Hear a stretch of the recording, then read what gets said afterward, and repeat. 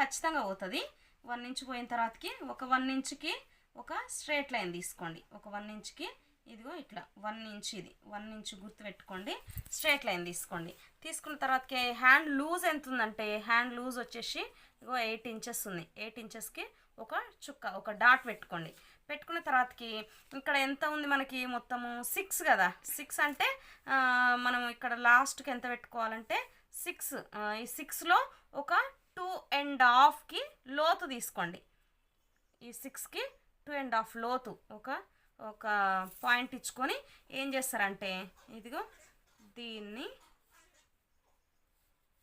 ఇలా రౌండ్గా ఇట్లా మార్కింగ్ చేసుకోండి. ఓకేనా. దీనికి ఈ డాట్కి మార్కింగ్ చేసుకున్న తర్వాతకి ఖర్చుకి కొంచెం ఎక్స్ట్రానే తీసుకోండి. ఇక్కడ వచ్చేసి లాస్ట్ పాయింట్ ఇట్లా తీసుకోండి.